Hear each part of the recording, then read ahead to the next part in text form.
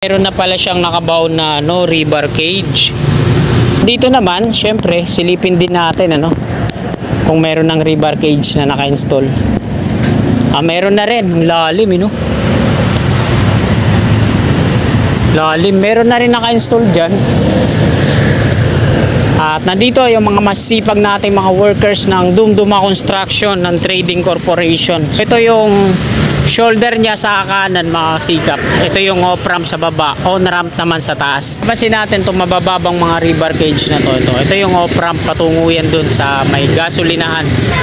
Mula dito sa bilog na to, 5.640 meters out. Ibig sabihin patungo dun sa likod sa mga kabahayan. Southbound.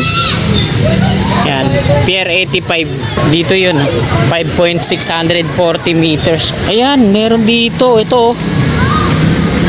Ayan, meron siyang bilog dito. So hanggang dito yon, yung Pier 85 ito. So hindi lang minarkahan, pero dito talaga yung tong sakto mula dyan sa may pader hanggang dito. So ayan, madidemolish pala tong gasolinahan. Meron pa dito bilog. Ito yung point. Ayan dito. Hanap pa tayo ng ibang dito, markings. Ayan, dito may pula. Ay hindi, tayo pala, sorry. Sinimulan ko to, walang naniniwala sa paligid ko. Ayan mga kasikap, babaybayin po natin to dito hanggang dun sa may NLEX connector. So dito po nag-start yung barracks ng Dumduma Construction ng Trading Corporation. So dito tayo para makita natin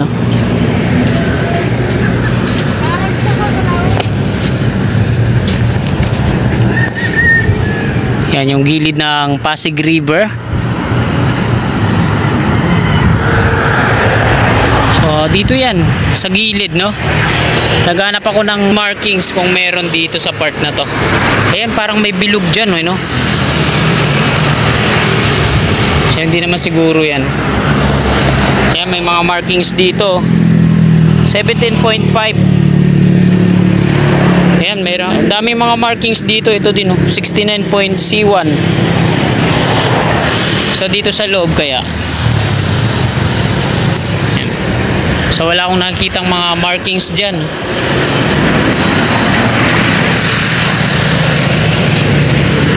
Ito yung barracks ng Dumduma. Mula po yan dito tapos patungo dun.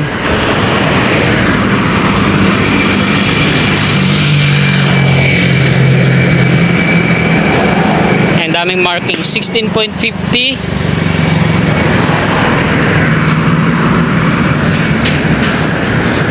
So paglagpas natin dito sa may tulay, ito pa lang yung pier column. So magkakaroon yan ng partner dito sa kanan. Hanap tayo ng kung may markings dyan sa tawid. Yan.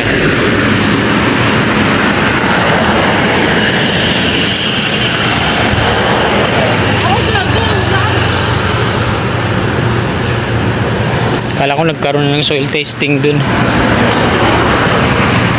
Kala ko soil testing.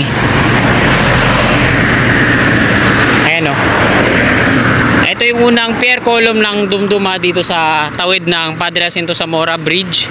So kung magkakaroon siya ng partner dito mga kasikap, ayan. Kung magkakaroon niya ng partner, posibilidad na dito, ayun, dun nga. So confirm mga kasikap ito ito yung pier dito sa unahan na harapan natin. Dito lang yan sa dulo ng bago tumawid ng Padre Jacinto Zamora Bridge. Ang kapartner niyan, so ito yung markings na yan na bilog.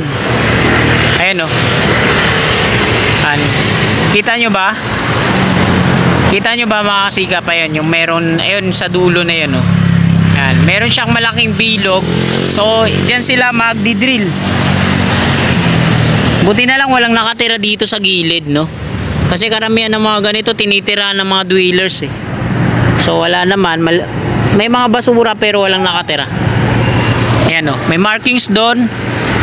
Tapos may nakita din ako doon sa kabila ganyan din yung pintura. Hahanapin din natin yung kapartner nito sa tawid. Ayan o. Hanapin natin yung kapartner naman niya. Sigurado ako dito sa part na to. So wala tayong makikita kasi yan, puro mga ano, materyales yung nandiyan dyan. So ayan, dun lang yung litaw yung markings, pero parang abandonado na dyan, ano. Yan, meron siyang mga ano dito, 750 meters 750 meters patungo dun. 7.70 meters naman,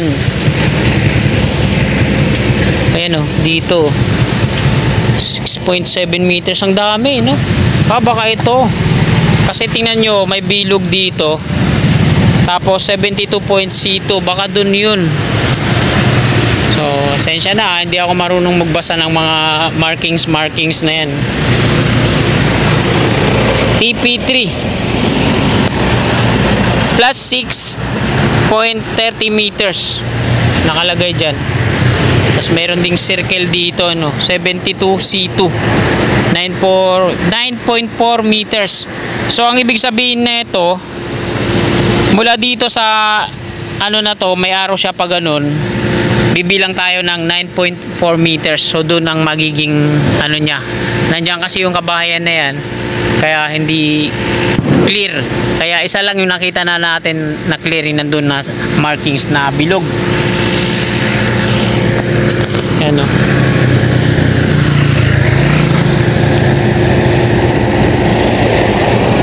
So ayan po dito yung wala na halos no, yung barracks ng Dumduma. So tinanggal na yung barracks nila dito. Ayan, lumipat na sila dun sa may Tomas Claudio. May tumira pa dito. Wala na, lumipat na yung barracks nila, nandun na sa may Tomas Claudio. At gusto kong silipin yung ano na yan, to, yung loob niyan. Andiyan sila sa taas yung mga workers, oh. Try natin silipin kung ano yung loob niyan.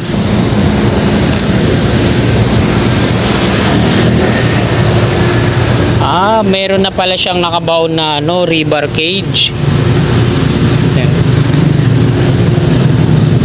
May nakabound na pala na rebar cage diyan. Bossing, ba't ang tagal na hindi pa siya na ano, hindi pa siya napuporing? May Hindi ko alam eh. Kasi may ginagawa pa kasi doon. Kaya pala. Isusunod na siguro to, no? Sunod na dito makatapos doon. Kaya patapusin muna dito, no? May idea ka, sir, kung kailan matatapos yan hanggang doon, no? Siguro. Mga 2029, parang gano'n. 5 years. 5 years. 24 ngayon, 25, 26, 27, 28. 10 years? Ay, oo. 5 years. 5 years. Oo.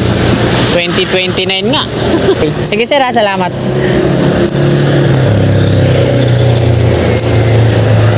So, diretso na tayo dito, mga kasikap. Mayroon na palang rebar cage yan na naka-ano dun, naka-install.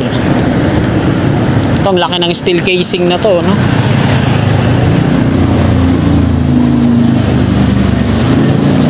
So dito naman, syempre, silipin din natin, ano, kung meron ng rebar cage na naka-install. Meron na rin, lalim, no? Lalim, meron na rin naka-install dyan. At nandito yung mga masipag nating mga workers ng Dumduma Construction ng Trading Corporation. So tatapusin daw muna to dito bago sila mag pouring yung rebar cage na nandito sa likod natin. Ano, naglalagay sila ng forma para ready na for pouring.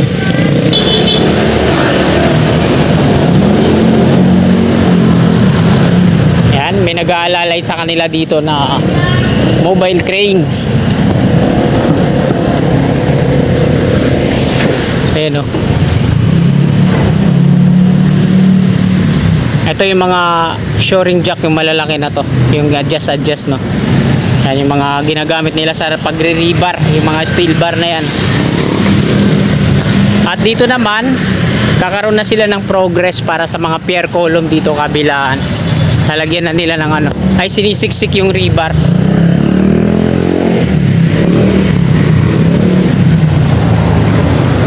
Ito yung ilalim mo, yung platform. Tapos meron silang excavator. Ito yung long arm. At ito naman yung mga bahagi ng steel casing. So dito malinis na.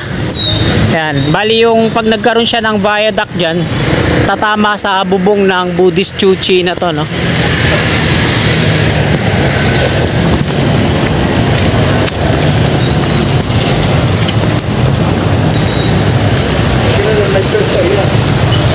So ito yung bentonite tank nila. Yan, mga steel pipe na to. Siya yung nagmi-mix ng mga bentonite na ginagamit nila sa hinahalo sa pagdidrill. Ayun, taas na ito, no? Yan yung Chuchi.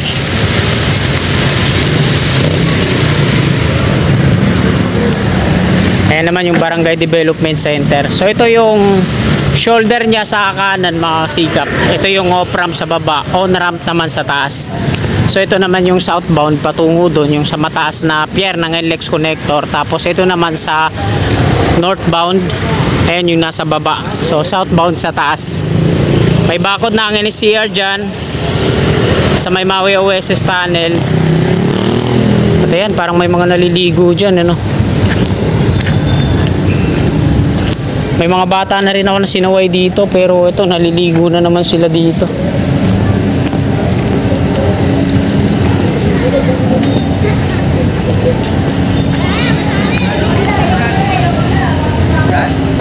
Yan, nagbabaw na sila ng steel casing dyan. Di ako ano yan, naliligo? Ay, kala ko na. Video mo yan! Video yan yan! Oye! Oye! Oye! Oye! Oye!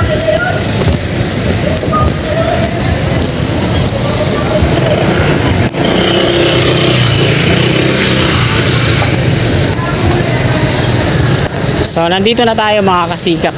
Ito yung NLEX connector. Ayan. Mula dito, NLEX connector na yan patungo doon kasi ito yung section 2A. Kung mapapansin natin itong mabababang mga rebar cage na to, ito yung off-ramp patungo yan doon sa may gasolinahan.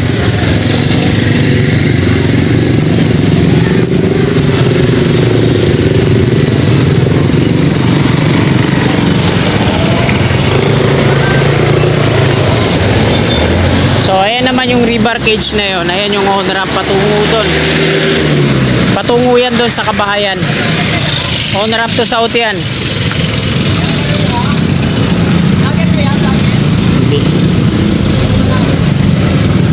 Diretso yan dito.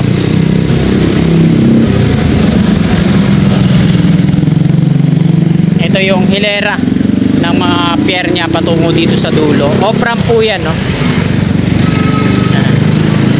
So doon sa may dulo ng mga barrier na to, ayan yung abutment.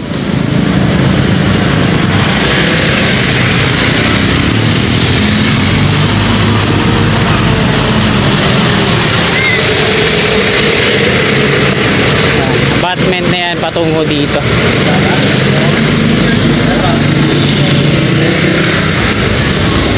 Ito yung pier na yan sa dulo. Ayan yung magiging abutment niya patungo dito. Off-ramp po yan. Tapos yung on-ramp to south, doon yung sa kabahayan, di pa nadidemolish. Yan. Mula doon sa may gasolinahan siguro yung magiging entry niyan. Paakyat doon sa taas na shoulder. Malayo-layo na yung nalalakad natin, ano. Yan. Hanggang dito lang yung off-ramp na yan. Kakanan na yan dyan patungong Valenzuela Street.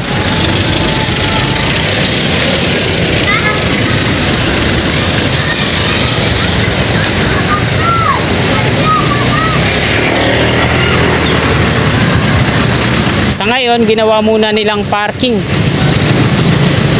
Yan. Bali, ito yung magiging entry niya dyan sa mga gasolinahan, yung on-ramp to south patungo dun. Kasi dito sa gitna na to, ayan yung off-ramp.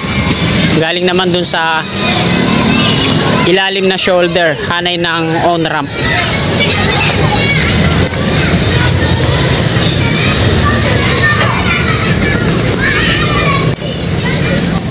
So bago tayo mag-exit, no, tingnan muna natin dito yung markings. Ayan, yung bilog na to. Ito yung sa on-ramp patungong south. Ayan, oh. Mula dito sa bilog na to, 5.640 meters out. Ibig sabihin, patungo dun sa likod sa mga kabahayan. Southbound. Ayan, Pier 85.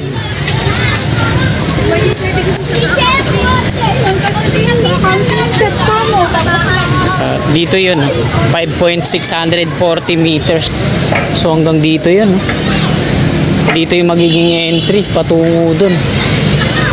So ayan, meron dito. Ito, ayan, meron siyang bilog dito. So hanggang dito yun, yung Pier 85. Ito, so hindi lang minarkahan, pero dito talaga yung itong sakto mula dyan sa may pader, hanggang dito.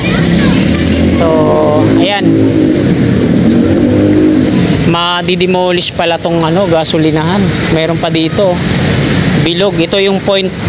Ayan, oh. Dito. Ayan, demolish to. Hanap pa tayo ng ibang ano dito, markings. Ayan, dito may pula. Ay hindi, tae pala, sorry, tae. So hanap tayo ng markings. So dito wala akong makita. Ayan, wala na akong makitang markings dito. Kasi dito yung magiging entry, mga kasikap. Old Santa Mesa Street. Pakyat dito, no? Bali, halimbawa, kung dito yung magiging entry niya, wala nang markings dito, no? Pag dito yung naging entry niya, patungo siya doon, dire-diretso.